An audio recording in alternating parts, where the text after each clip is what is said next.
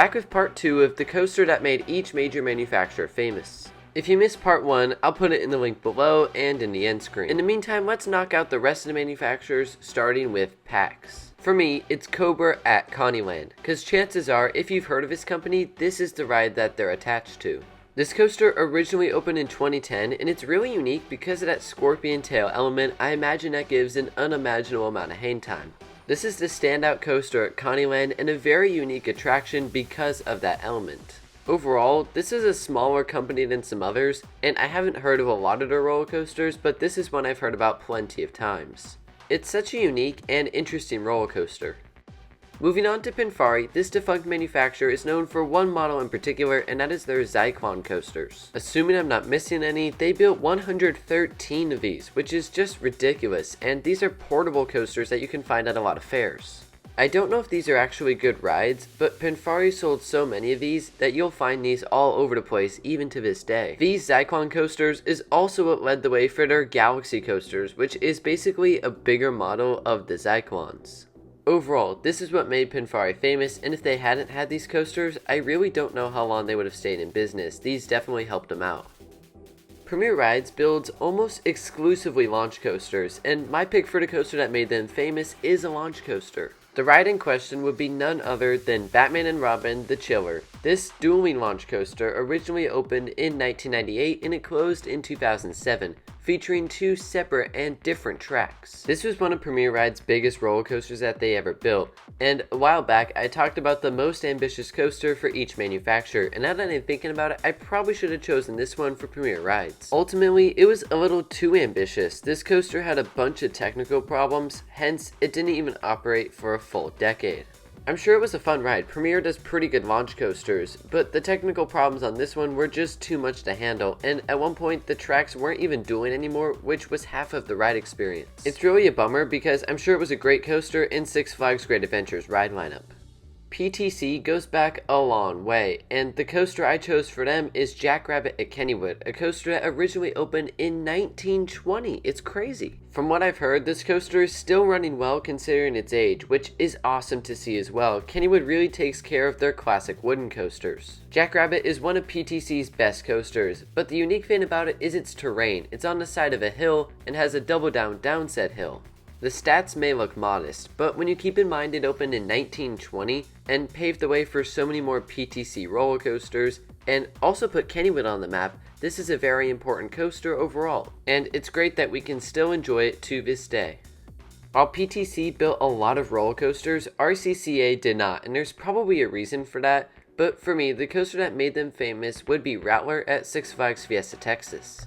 This coaster was ginormous, and like Jackrabbit, it used the terrain, this time a quarry wall. We talked about Hercules in part 1 from Dorney Park, and I think this is a similar case. What I mean by that is a big wooden coaster that was just too rough to enjoy by the end of its life. Luckily, this coaster was RMC'd into Iron Rattler for the 2013 season, which is a much better coaster, no doubt. For Rattler though, talk about a coaster that would put a company on a map. My goodness, this was an ambitious project. To my knowledge, nothing like this had ever really been done before with a wood coaster. Sure, big wooden coasters had been done, but not with the terrain that this ride had. Overall, while it may not have been good, it sure put RCCA on the map.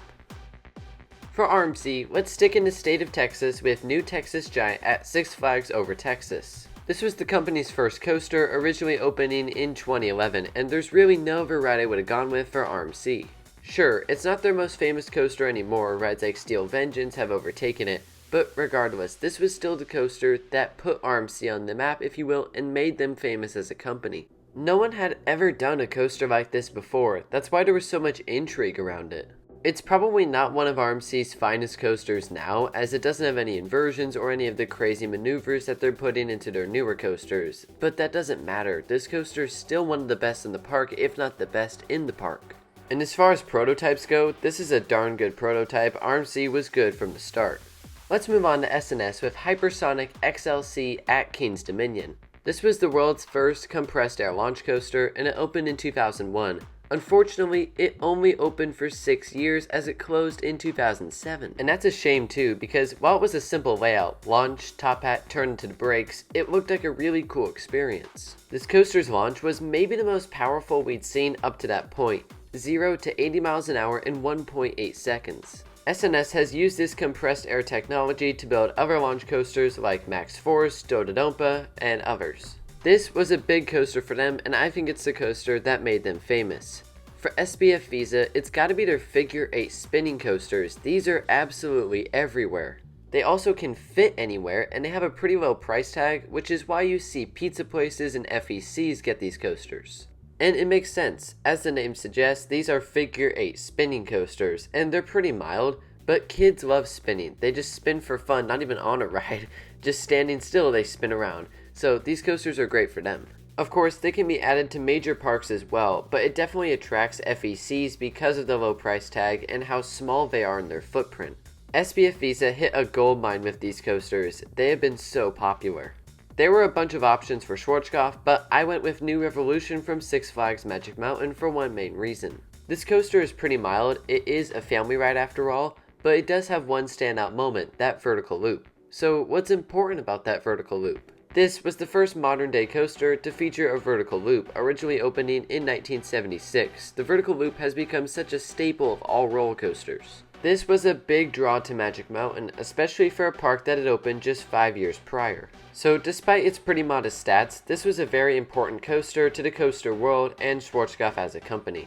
Also, I'm pretty sure I'm mispronouncing the company's name, so that's my mistake. I don't know how it's properly pronounced. Skyline has not built very many roller coasters. I guess the one to make them famous was Harley Quinn Crazy Coaster at Six Flags Discovery Kingdom. This ride isn't exactly remembered fondly, and it was removed after just a couple seasons of operation because of the technical issues and the overall negative feedback. The concept of Skyline's coasters isn't terrible, but they certainly need to be improved from their prototype.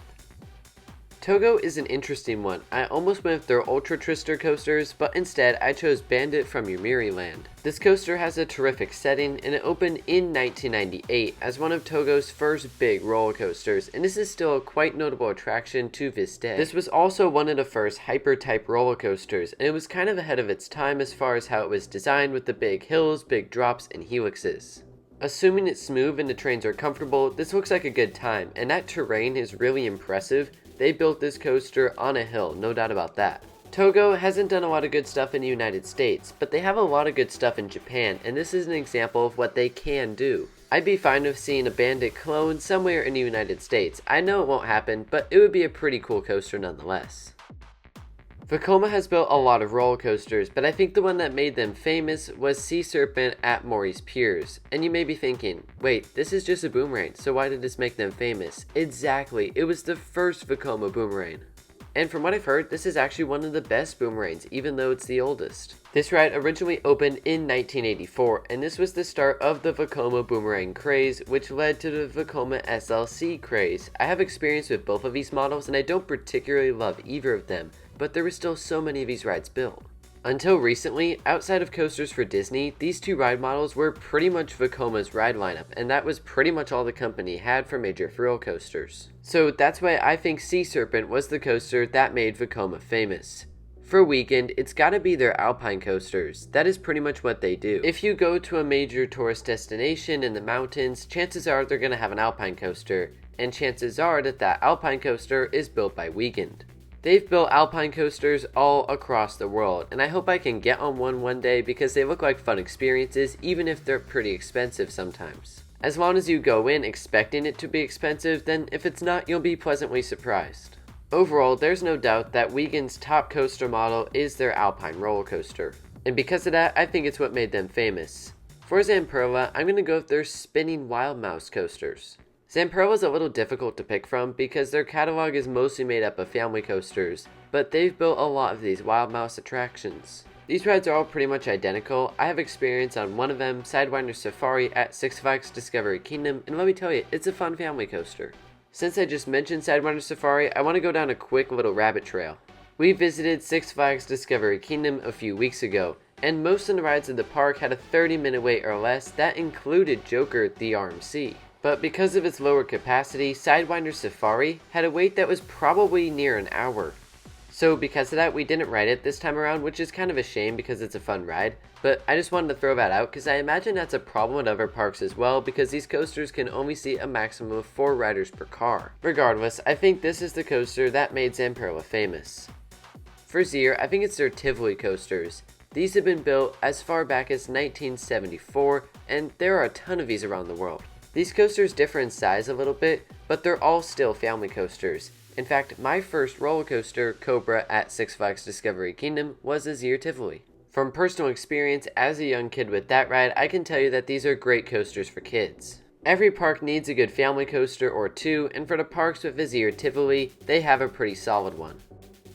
So there you have it, my picks for part 2 of the coaster that made each manufacturer famous. Of course, what I've said here in this video is by no means a law, so please leave a comment down below telling me what you would change around. As I said in the beginning, if you missed part 1, it'll be linked in the end screen in just a few moments. Speaking of which, a quick thank you to all of you for supporting part 1 because that video really took off and that was a cool thing to see. But anyways, thank you all for watching, have a great day, and I'll see you next time.